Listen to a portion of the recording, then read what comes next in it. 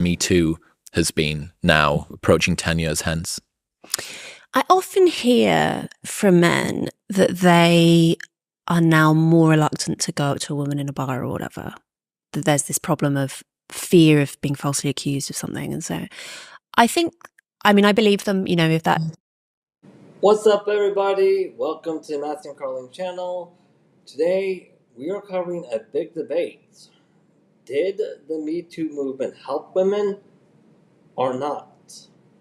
Let's get into it, shall we?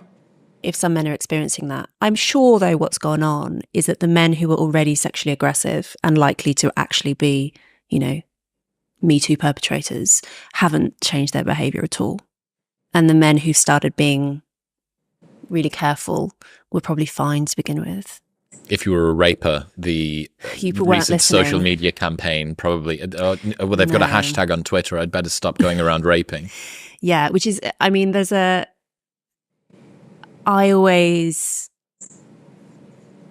about in my first book, and it applies to this as to loads of things, the problem of normal distribution, where you have some trait which is arranged on a bell curve.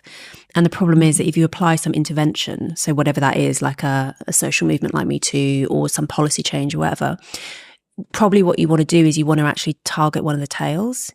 You want to, so we've got we've got a bell curve of sexual aggression, and there's this like most aggressive end who are causing no end of harm. What we want to do is make them stop. But it's you can't just apply an intervention to that point on the normal distribution. Like, it's going to shift in one way or another, and everyone is going to be affected. You're smearing the entire group with the same solution. So what you end up with is moving the threshold for being like reluctant to go up to a woman in a bar or whatever slightly, just to mean that like some of the nice guys are not doing it. But that doesn't actually improve. It doesn't affect the rapists. And it doesn't improve women's experience of it. David Buss's book, Bad Men, talks about it's one man doing 1,000 sexual assaults, not 1,000 men doing one sexual assault. Yeah. It's repeat offenders over and over and over and over again. And unfortunately as well, repeat victims. There is something about the way that, again, this isn't victim blaming, but it is like something about the way that women hold themselves, where they showed this to, I think, maybe criminals in prison or assaulters or men that had assaulted people, and showed them a number of women walking, and they asked them to pick which one they would attack if they were going to, and they converged on the same women. So, for all that we can say, it's not about wearing the skirt, it shouldn't be about being in the dark alley at the wrong time, all the rest. All right, personally, I completely agree with this, total, but I also want to add a little bit more. Personally, from what I've been seeing, women doing what the Me Too movement suggests and just roughly place all men in the same category, making the actual good men, which there are a lot of, more reluctant to approach these women. It actually makes women more and more of a target for men who would actively rape you. Or, sound like rape you. I'm sorry. Need to stick to YouTube channel stuff. Yeah, and the reason why is because the good men, if they're not approaching, they're not willing to help you ladies either. Like, they're just not. It's not going to happen. And as more and more good men say, hey, we're not willing to approach you, that basically gives the people who will rape you ladies more and more of a reason to do it. Because they're going to know they're going to get away with it now. Because who's going to stop them? Like who? Yeah. Every time you ladies cry victim, it's always for a good man to come to your rescue. It is. But if good men are not coming to your rescue, then what's going to stop that 1% of bad men from doing the raping? Like, what's going to stop them? After all, let's face it, top two biggest reasons for people to commit crimes since the dawn of mankind has always been, can I get away with it? Can I profit off of it? Like, correct. But there is something about particular women that causes predators to see them as viable prey. Does that excuse it? No. Does that, is that them choosing it? Also, no. But like, this is just the way that the world appears to be. Yeah. It's ruthless. Yeah, and it drives me mad that we tell lies to girls all the time. about this Well, because like- we're so desperate not to appear to be victim blaming that we'll say, oh no, you can behave like a man, you can do whatever you want, go back to some random guy's house, it'll be fine. And then when it inevitably isn't fine, we're like, oh well, he shouldn't have been sexually aggressive. I was like, yes, obviously, but we don't, I would love to just like delete every rapist from the world all at once. I can't do that. Like, if the advice that I'm going to be giving my daughters is going to be, unfortunately, different from the advice I'll give my sons. What would be the advice that you'd give them? It's like, for instance, don't go back to a random man's house that you've just met. Like, basic, okay? Like, consider it to be completely commonsensical up until even like the 1980s, This is like recent stuff, but basically unsayable now, in feminist circles at least. Except everyone quietly says it, Well, again, it's the stated and revealed preferences Yeah. thing. Like, how many parents that will proselytize about this on CNN and say that, we shouldn't be telling women, oh, so you're saying that we should just accept the fact that men are going to do this. It shouldn't be that women should change their actions, men should change their behavior. Okay, what did you tell your 17-year-old daughter to do last weekend? Did you say, make sure that you text me when you get home, make sure that you're home before 11, etc.? Don't get an unlicensed taxi, whatever. Yeah. Stated. Here's what you should be teaching women. A lot of them. But sadly, the feminist movement does not want us to teach this, which is, hey, if you ladies have like a body count that's like in the double or triple digits, then that makes your claim of being raped, a victim of a predator, less and less believable. It does. And the reason why, because, okay, you've already given away freely to so many men. Like, why should I believe this? Like, I'm kind of wondering, do you even know what rape even is anymore? If you've given away freely to so many men.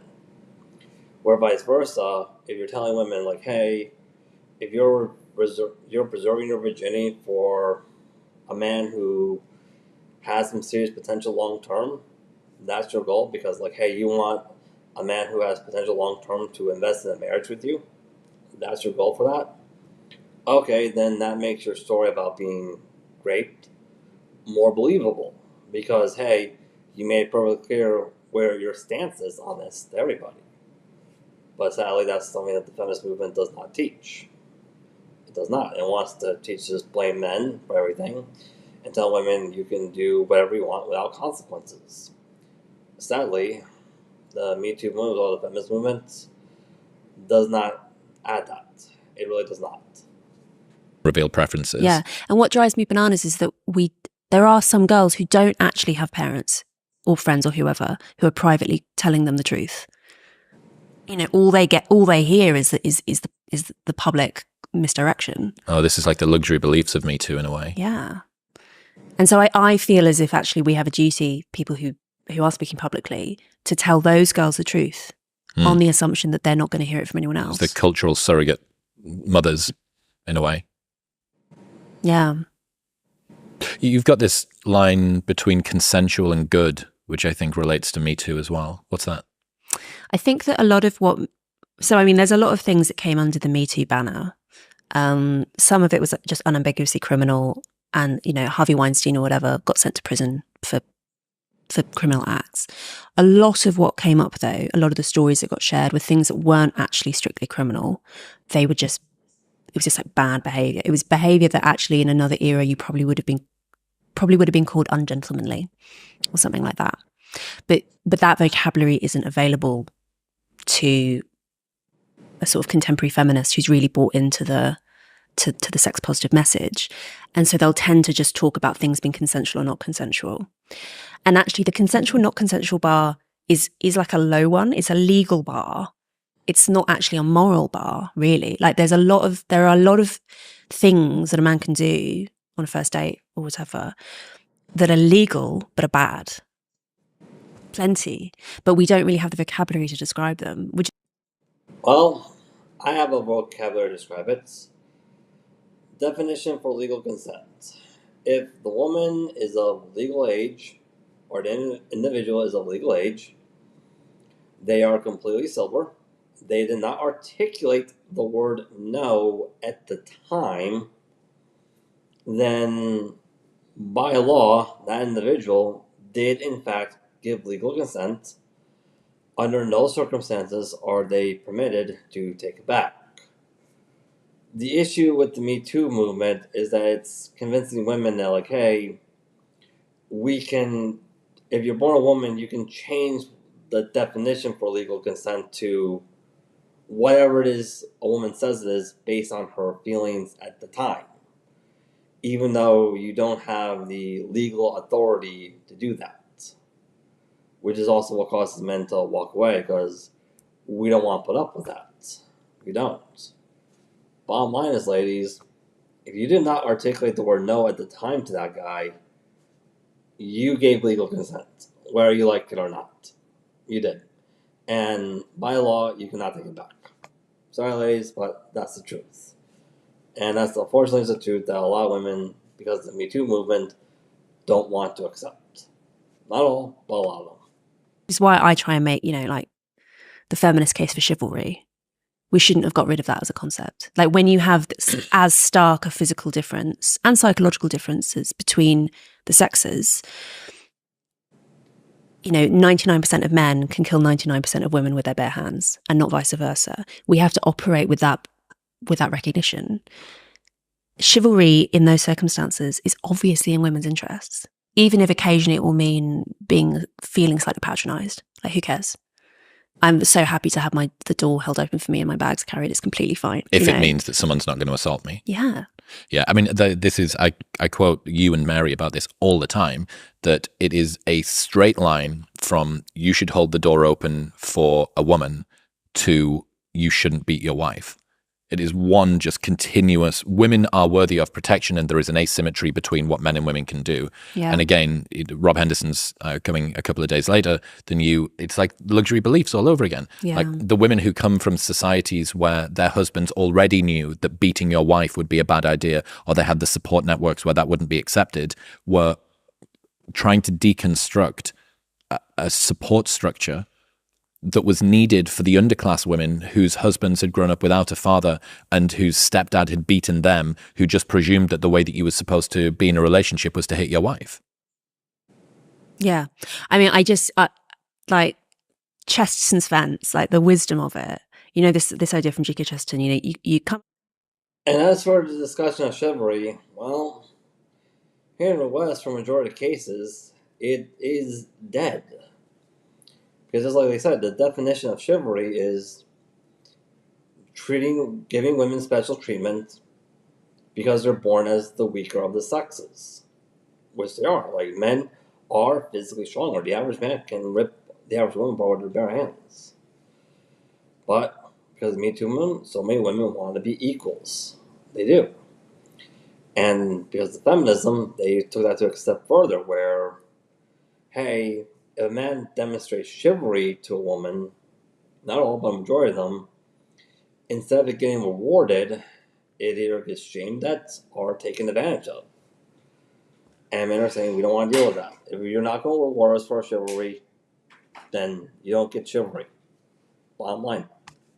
Across a fence in a field, you don't know what it's there for. The progressive, the reformer, whatever vocabulary he uses, says, we don't need this fence, let's tear it down. Whereas the conservative says, no, let's find out what it's for. And then maybe we might tear it down if it turns out that it really isn't necessary. I mean, just the whole last 100 years has been like Fences non-stop vindication of Chesterton's fence principle. Yeah. And I honestly think that most of it actually is to do with technology. Like, much as I love to complain about my political enemies, like, actually the main thing that's changed for people has not been the intellectuals of the 1960s. It's been the dissolution of the family has as much to do with the pill as it does with anything any feminist has ever said. Like the real, I'm very sort of materialist in this sense. I think the real engine of history is technology. As Mary Harrington, our friend, likes to say, it's material reality plus memes. In other news, this episode. All right, everybody, that's all I got time for today.